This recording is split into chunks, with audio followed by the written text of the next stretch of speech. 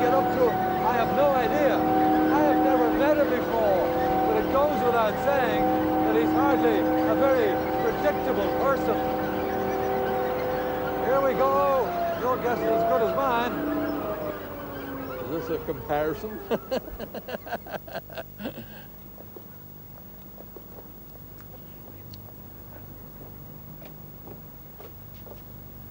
Good afternoon, General. Good afternoon. I have to announce that we have provided a little surprise tactic here this afternoon. Ah, good. Because it may not be quite what you expected. Give me the opportunity of saying to you, Major General Robert Foote, VC, CB, DSO, tonight, this is your life. Oh, that's very kind. Lovely. So Yeah. we've got, for me anyway, a slightly more comfortable form of transport. Yes. Because back to the studios where we've hopefully got a few more surprises. Right, good. Well, this is a pleasant surprise. I wish I had a few of those in the desert. Well, yes, for you needed them instead of this, eh? Yes. Well, you did wonders with this one anyway. Well, we didn't do too badly. No, we're going to find out. Yeah.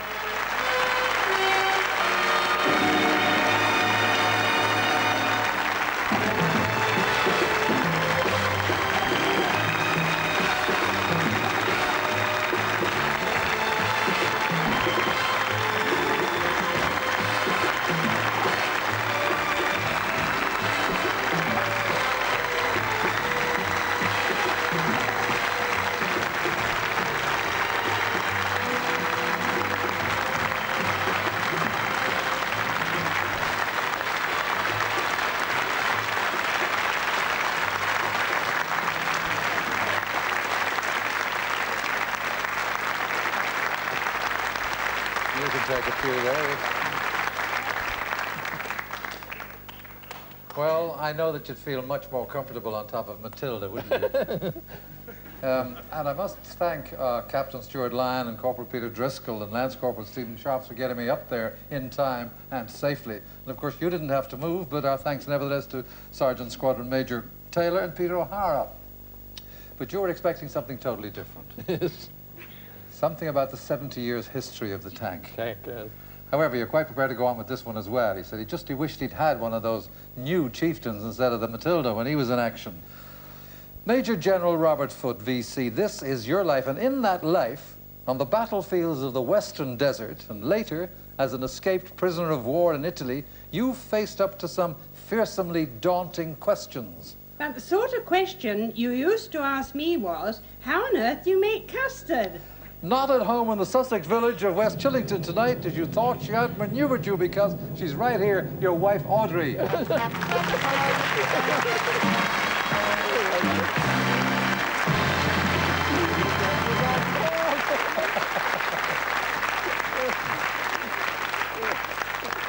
Audrey, just before we came on, he said, I hope you'll be able to tell Audrey, because if I'm not home by 10 o'clock, he says there'll be... Now, in fact, Audrey, you were a friend and neighbor, and when he became a widower 15 years ago, he sought your advice about his menu. Yes, well, I mean, actually, the custard came second. It was gravy, first of all. And after numerous questions, we thought it might be a good idea to give him cookery lessons, you see. And he said, oh, what fun. Been fun ever since. And 5.5 years ago, Brother John came down from Sheffield to our village and married us in our village church. Well done. Major General Robert Foote, this is your life, and you were born at Ishapur, Bengal, India, on December the 5th, 1904, where your father, Henry Bruce Foote, was a Royal Artillery Major. Now, there you are, aged 2, shortly before your mother died, who's there, and you were returned to England to be cared for by relatives. But looking at this picture of you, aged 11, there's little doubt you were determined to march in your father's footsteps. Thus, 27 years on, destiny took that same little boy, now a Royal Tank Regiment colonel, to face Rommel's panzer divisions here in the Western Desert south of Tobruk. For 3 weeks, you led your shell-battered tanks, only 12 of 70 surviving one day's action, along the Sidra Ridge christened the Cauldron. And on June the 13th, 1942, during that pounding period, came news that Rommel had resumed his offensive and was threatening to overrun the 201 Guards Brigade. Your orders were to hold off the German panzers throughout that day so the Guards Brigade could be withdrawn under cover of darkness. You led your tanks to engage the enemy. And when Rommel's panzers saw our dust, all hell broke loose. He was beside you in your leading tank, your adjutant and gunner you last met in Germany 33 years ago. Major John McLean, MBE.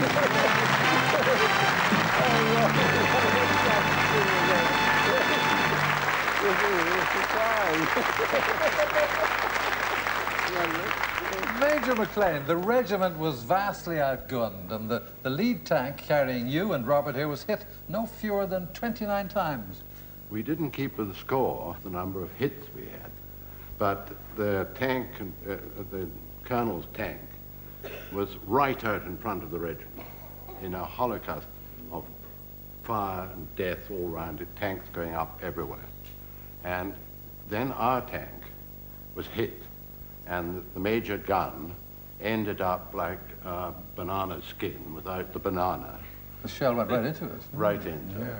And then the next one was into the machine gun, and that went out of order completely. Based on all this, the telecoms broke down, and my colonel then decided to get out of the tank and go in a hail of fire and organize the remaining tanks. And he always had a smile on his face, and it was just as if, in point of fact, he'd done a rather good 7 holes or 8 holes on the golf course. Out there on foot, and I quote, that incredible act of leadership and bravery was rewarded with the Victoria Cross, presented on December the 12th, 1944 by King George VI. Thank you, Major John McLean.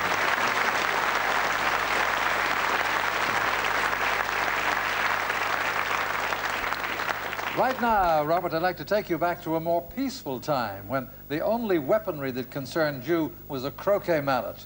You're just 5 years old. See yourself there? Who is your opponent, do you know? My sister, probably. Yes, your sister, who at the age of 86 has special permission from her nursing home in Henfield near Brighton, where she lives, to be here with you tonight. Vera Foote with your younger sister, Meg.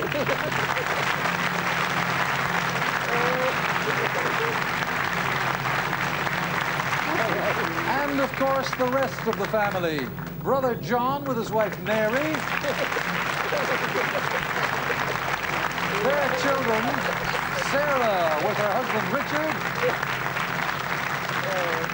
Ruth with her husband, Tim. And Jonathan with his wife, Heather. And your great-nephews and nieces, Matthew, Stephen, Peter, Grace, and Hannah.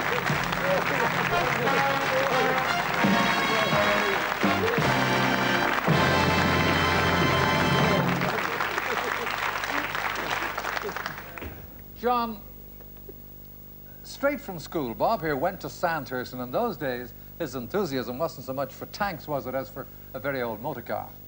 That's right. After the motorbikes came an ancient Clino, and I can remember when I was at my prep school in Kent, he came over one Saturday to take me out to lunch.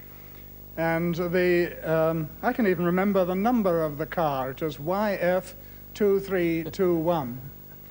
And because of the smell of petrol and of hot leather, I became rather car sick. I asked him to stop by the side of the road, but he said, no, wait till we get to the hotel. That's Bob, of course. Well, we got to the hotel, and I disgraced myself utterly in the hotel foyer. Well, Robert, at Sandhurst, you joined the then Royal Tank Corps, and barely 21 years old, you're commissioned on January the 29th, 1925. You're posted to Lahore in India, then still very much the British Empire's jewel in the crown. Now, you take to a sport all the rage among the army officers in India 60 years ago.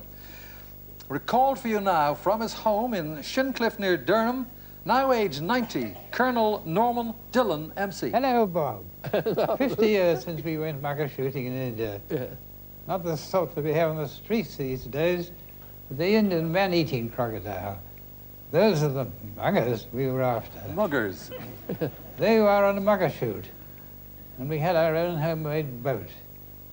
built with an angle iron frame and covered with canvas. We could drive to a suitable spot, put it together and launch it. Do you remember the time on the Ganges when we were swept onto a sunken tree and the canvas of the flat bottom was torn? We immediately grabbed a towel, stuffed it in the tear, and we reached the shore. The crew, 9 and 2 of us, there had been a tasty light lunch for the muggers. Also, we would not have gone on to your remarkable exploits of the war, nor would you have been able to present me to our Colonel-in-Chief, Her Majesty the Queen, at our regimental ball in London. My best wishes to you, Bob, in orderly, and as one old soldier to another, I salute you. Thank you, Colonel Dillon, MC.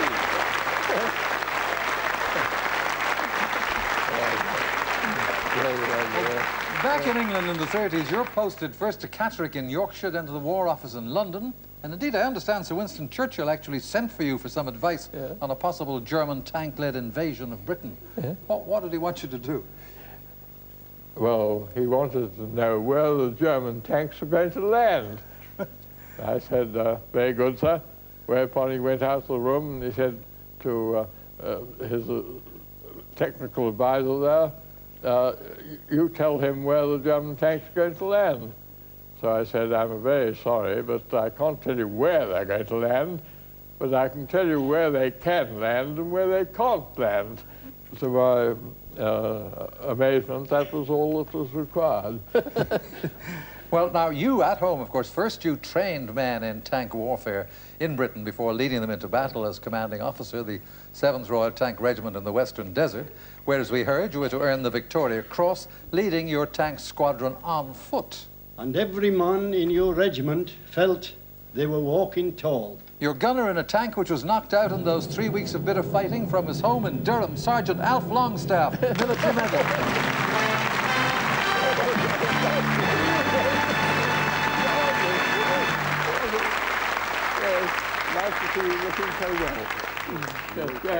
Alf, serving under General Foote must have been quite an inspiration. It was. I can recollect one battle. The general, when his tank was knocked out, he immediately went for another one. He got a direct hit, and that put that one out. Out he came, and regardless of the flak that was flying away around, he went out to try to muster some of the tanks around there, to see how many he could muster. In doing so, he received a shot in the side of his neck. But he carried on. He carried on. But one of those battles, as we know, was the Knightsbridge Box, which was the final desperate bid to clear an escape route for the beleaguered Brigade of Guards. Now, you never met some of those men who owe their lives to you and your tank crews, until tonight, that is. Veterans of that Western Desert action, Joe Curtin, Arthur Harris, Albert Bates, Charlie Smythe, MBE, DCM, and last but by no means least, the former sergeant who was himself later to be awarded the Victoria Cross for gallantry in action, Peter Wright, VC.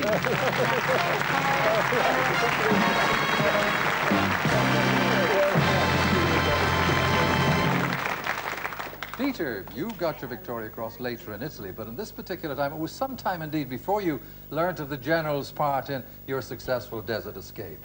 Yes, and to think that he got out of his tank and led his tanks on foot must be one of the, amongst the bravest acts in the last war.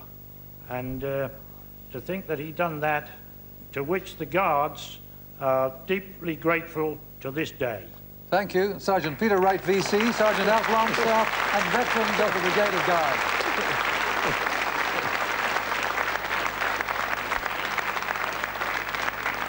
Well, Robert, all that would certainly have been enough for us to have told a remarkable story, but there was more to come, both in war and in peace.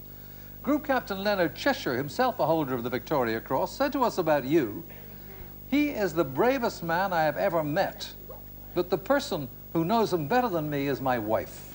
Yes, I remember you best, Robert, as an exceptionally thoughtful and kind person. a marvellously brave leader whom any of us would follow, and you were and are always so modest.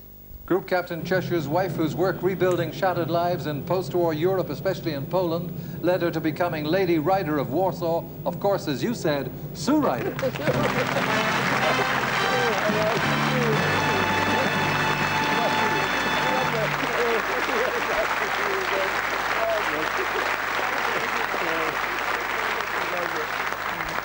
Sue, you first met Robert in the late 40s and in Germany. Yeah. Indeed, and I shall always remember your kindness, because it was a time when there was no money and no food and no shelter for the millions of people, particularly the Poles and others who had suffered so much, including the children.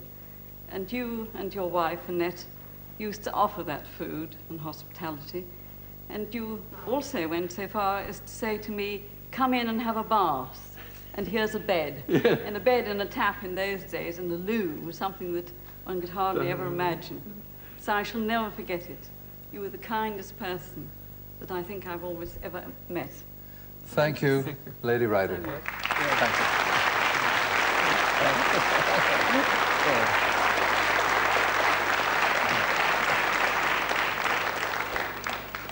But 6 years before you met Sue, even after seeing all that action, your wartime exploits were far from over.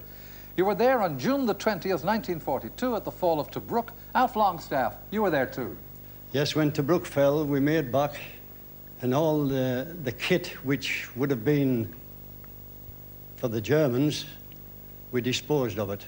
But that wasn't all. We had a great thing in mind. That was to go down to the beach and lay low in one of the caves till midnight, then make an escape from there. But unfortunately, the general was in front when he went down this slope and slipped. We picked him up at the bottom, and there his ankle had been broke. So we carried him to the cave, and there we stayed in the cave all day and that night, and eventually we were discovered by some of the Germans, which was going away around to pick. So you were taken prisoner, and from Tobruk you were taken to Italy, first to Naples, then to Milan, where one of the first fellow prisoners of war you meet up is your old pal, right-hand man in battle, John McLean here, who'd been taken prisoner separately, being treated in the army hospital for facial wounds when Rommel overran Tobruk. Now, you're kept at a prisoner of war camp in a former monastery at Veano, some 120 kilometers from Milan. Yeah. This is how it looks today. For 10 months here, you plotted escape with a handful of other British officers, and in September of 1943, you were able to make it over the wire. You head for those hills with someone who fought with you and escaped with you 43 years ago. We flew him back to the scene, Major Jock McGinley, MC. Hello, sir. Remember these hills? We hid here for weeks, covered in bracken to hide us from our German pursuers, until the snow came, and then luckily, this young boy came and found us and took us up to this village high in the mountains. And this is the house you and I used to eat in.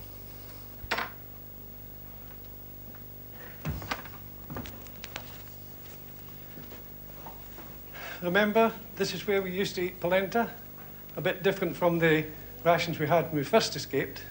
This was it. 5 raisins and a bit of cheese each from a Red Cross parcel we'd taken with us from the camp. Do you remember the young girl from the house just round the corner from here? Ida? Buongiorno, Colonnello. Good day, La ricorda Colonel. la casa? Can you see the house? Ricorda che Do you venivate remember tutte le it? sere Where ad you all ascoltare came in the Radio Roma, evenings to lei, listen gli to altri London 6 radio, inglesi, la BBC radio. Do you Ricorda remember quando the gli aerei German buttati planes tedeschi that threw out those entravano leaflets in which it was written that a reward would be given to anyone who would help to catch you? And all the inhabitants of the village, do you remember them? Here they are greeting you. E la mamma Maria la ricorderà. And Mamma Maria. Today she's 80, you know. She still has you in her heart. Buongiorno, Colonnello. Mi ricordo di avervi fatto... Good day, Colonel. I remember being like a mother to you all. I'm so glad that you got back safely to England. Tanto amore a tutti. Much love to you. The partisans bought us tickets from Milan to Varese here on the Swiss frontier. This is actually one of the tickets. When we got off the train, we had to look for a lady with a large hat. We followed her until she passed a man repairing the chain on his bicycle. We then followed him. We waited until cover of darkness to make our dash across the frontier, carrying with us some vital information the partisans wanted to get back to British headquarters. If we got back safely, the message was to go out on the BBC World Service. Thankfully, sir, that message went out. Colonella Foote, arrivata.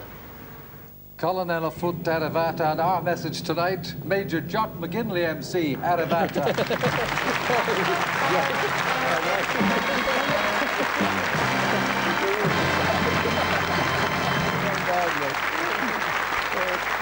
Jock, there's something else you could do, which is supply the answer to this puzzling picture here. A group of Italian peasant workers ready for another day's toil in the fields, but all is not what it seems. For that group of men are, of course, escaped prisoners of war. That's you, Jock, on the left, yes? And beside you, John McLean here, and of course, Robert himself. But there are 3 more prisoners of war in that picture, taken on that chill November day at the hamlet of Casella, just before your daring escape.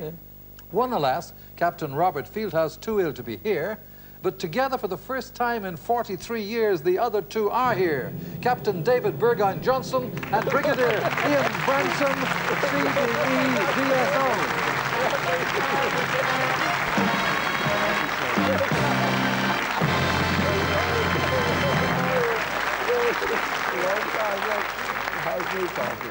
A reunion that will go on well into the night, I'm sure, and I'm equally sure who will be the toast of that reunion. Colonnello, il giorno più bello della nostra vita è stato quando abbiamo saputo che i nostri sforzi sono andati a buon fine, che siete arrivati sani e salvi. The most joyful moment of our life then, the most joyful now, from Milan, Ida Brattiani.